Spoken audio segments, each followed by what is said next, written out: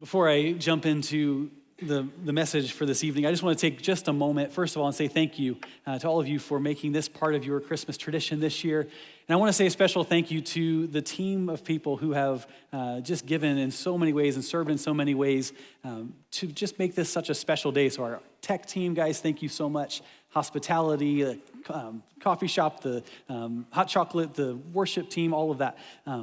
You guys, there are a lot of people here who care a lot about you and care a lot about creating just a meaningful experience where we can worship and remember and celebrate Christmas Eve together. And so I'm so grateful for all of that. One of my favorite sets of memories as a kid growing up, we would often make our trip to Kansas City. I grew up in Ohio. My mom's side of the family, most of them lived near Kansas City. And so we would drive and we would show up at Grandma and Grandpa's house for Christmas and Christmas Eve and all of those kinds of celebrations.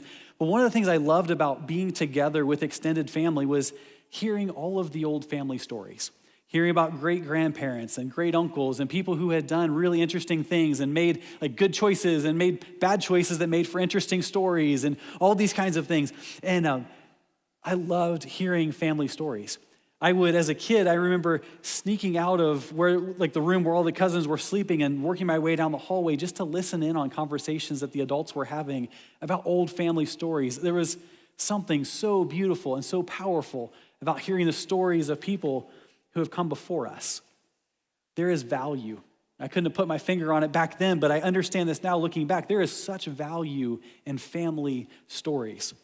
Because when we tell family stories, we're passing down memories, but we're also passing down values. We're also inviting the next generation into dreams that may take generations to accomplish. But along the way, we're reminding each other of something important that seems to have gotten lost as we have gone on as humanity. And it's that here and now is not the whole story. Right? Here and now is not the whole story. We live in a world that is a here and now kind of world. So we end up, what this means is we end up looking for here and now answers for our here and now problems. And so it becomes a problem when we look at the Bible. And the Bible feels like a book that was written because it was written centuries ago. That it's hard for us to make the connection between there and then and here and now. Like, how could there and then answers help us with our here and now problems? Maybe for some of us, we've started to make the connection that the Bible actually has something to say from back then to here and now. But we haven't maybe made the full connection. So we might look and say, it's like the Bible has something to say like here and now, but really what I mean is like over there and for them.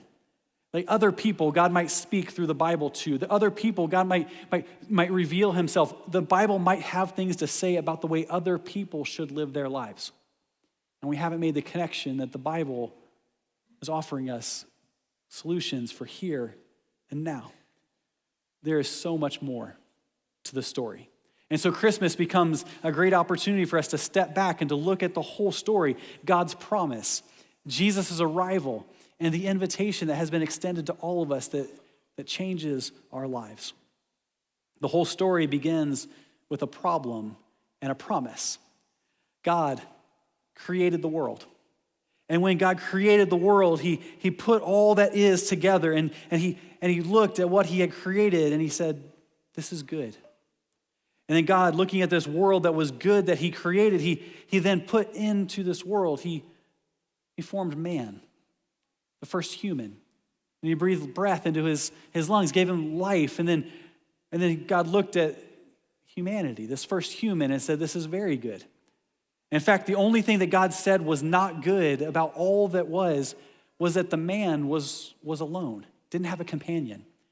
And so God created Eve, Adam, and Eve walking in close relationship with God, living their lives in relationship with God, walking with him, having conversation with him.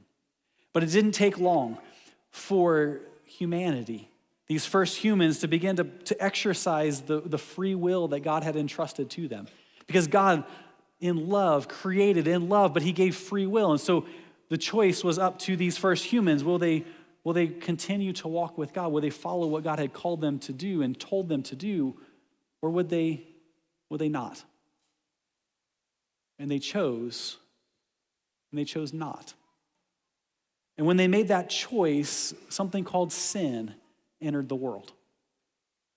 Humanity had broken something that humanity could never fix. So God made a promise.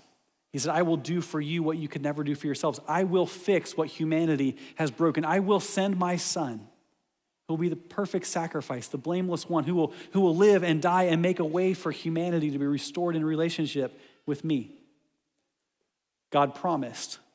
Humanity waited for fulfillment, but in the meantime, striving and working and sacrifices and trying their very best to follow the law that God had given them. It's at this point, maybe somebody here might say something like, well, Merry Christmas to you, Pastor Nate. This is like, this is very encouraging for us to hear. But it's important that we realize how generous the gift is. It's important that we realize not just how generous the gift is, but how undeserving of the gift we were. And yet God looked at humanity, looked at us and said, I will for you do what you do not deserve, what you could never do for yourselves. So, Merry Christmas to you as well. 2,000 years ago, some of the very first Christians passed around a letter that was written to the church. And really what it was is a sermon. And it was a letter that would circulate from church to church, and it would be read as they would gather for worship, as they sought to live out their lives in the way that God had called them to live in relationship with Jesus. Written to give them a foundation for dealing with all the challenges that they were currently operating in and giving them a hope for the future. And this sermon, this letter, starts with one of the most loaded, beautiful, world-changing, history-shaping, hopeful sentences that you may ever hear. Here's the first part of that sentence. It's found in Hebrews 1, starting in verse 1. Long ago, at many times and in many ways, God spoke to our fathers by the prophets. At the beginning of this, now for us, an old sermon, a 2,000-year-old sermon, it's a reminder that the here and now isn't the whole story. 2,000 years ago, as they would read, as they were listening to this message, the sermon that was written in this letter, they were talking about a conversation that God had been having with his people for centuries. Around 700 years before this, what for us is an old sermon, was read to those first Christians, God had spoken through the prophet Isaiah. In part, this is what the author of Hebrews is referring to. But listen to this beautiful picture of the promise that would be kept through Jesus. Isaiah 9, verse 2, the people who walked in darkness have seen a great light. Those who dwelt in a land of deep darkness, on them light has shone. And then later in verse 6, for to us a child is born, to us a son is given, and the government shall be upon his shoulder. And his name shall be called Wonderful Counselor, Mighty God, Everlasting Father, Prince of Peace. Can you imagine what it would have felt like to hear those words the first time they were spoken? What if I told you that the first time that those words were spoken to a people, it was spoken to a people who had continued to make the kinds of choices that was creating distance between them and God, not because God was moving away from them, but because they were moving away from God. They continued to make choices that had taken them so far from what God had intended them to be. In fact, the people of God, these who were hearing these words that God was speaking through Isaiah, they weren't even sure at that point if they could even be called the people of God anymore, not because God wasn't faithful, but because they had failed so completely to follow him. Empires had grown around them. Governments had abused them. And God spoke through Isaiah to show them not just what was and what is, but what would be. God says, light in the darkness. A child who would carry authority, Wonderful Counselor, Mighty God, Everlasting Father, Prince of Peace. All wrapped up in a baby whose birth would turn the page of history. So we go back to that 2,000-year-old sermon and we listen to the rest of that opening sentence, verse 2 of Hebrews 1. It says, but in these last days, he has spoken to us by his Son, whom he appointed as the heir of all things, through whom he also created the world. Did you hear the page of history turn. In one sentence, we've moved from long ago to these last days. In just a few words, the page has turned from a promise made to a promise kept. This turn is marked by the arrival of the Son, Jesus Christ. It's also, as we listen to this 2,000-year-old sermon, it's a transition, as the author is writing, it's a transition into the present tense. Listen to what he says he is. It says he is the radiance of the glory of God and the exact imprint of his nature, and he upholds the universe by the word of his power. Do you remember the light and the darkness that Isaiah talked about? What exactly would a wonderful counselor, mighty God, everlasting Father, Prince of Peace do when he showed up for humanity? After making purification for sins, he sat at the right hand of the Majesty on high, having become as much superior to the angels as the name he had inherited is more excellent than theirs. A promise, the arrival that changed history, and an invitation that will change our lives. Years ago, one of my wife and I's early Christmases together, I had been working on figuring out how to stretch the budget enough to get as much as I could off of her Christmas list that she had given me. Very specific kind of list. And I thought, I'm gonna surprise Julie by doing as much as I can. So I'd worked the budget, I'd worked through the plan, and I began to buy presents. And what I ended up doing is I went all in on gifts and went really, really cheap on wrapping paper, right? Just thinking through, wrapping paper is just going to get torn off. Why would I spend a lot of money on that when I could buy my wife something more? Why would I not get more gifts for Julie? What I didn't realize about that economical wrapping paper that I had purchased that year is that economical wrapping paper meant it was so thin that you could actually see through it into what was in the package that it was wrapped around. So as I wrapped these gifts for my wife, I put them under the tree, and what she didn't tell me until Christmas morning was that for the weeks that she was looking at the tree and the presents, she could see through the paper exactly what I had purchased for her. So the anticipation is building, right? She's expecting this, which brings up a really interesting question, actually a very important logistical question for some of you as you sort out how you're going to handle some things that happen as you're opening presents with your families. What do you do? What do you do when you already know what's in the box you're about to open? Right? This is practical. This is not like a theological question at this point. This is us just like, maybe we could help each other. What do you do when you already know what's in the box that you're about to open? It's like, do you go for the Oscar?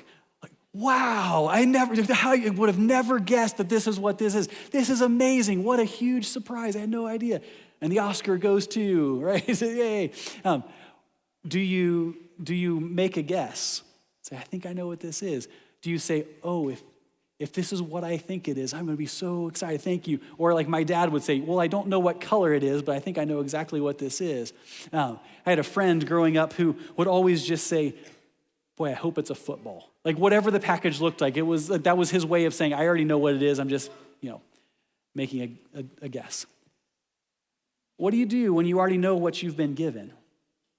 Here's the thing, God is not trying to disguise the gift that he has given us. He's not trying to trick us.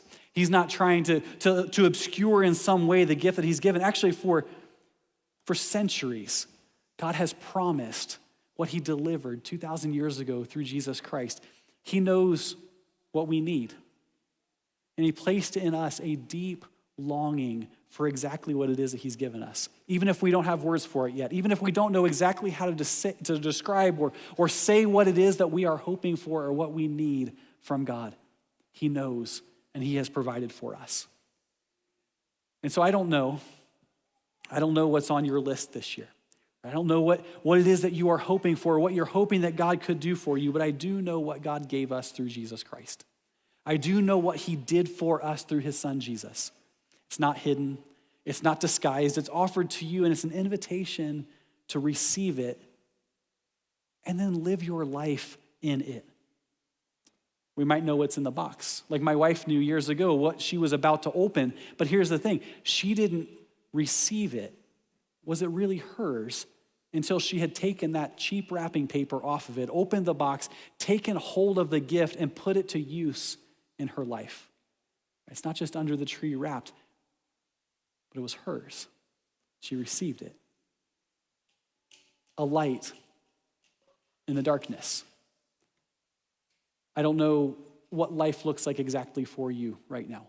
I don't know what you would say about the darkness that is around you, the things that feel like it's obscured from you to try and sort out your way through the darkness, or darkness that's pressing in on you. I don't know what life looks like for you exactly. But I do know this, is that God promised light in the darkness. Those who walked in deep darkness have seen a light.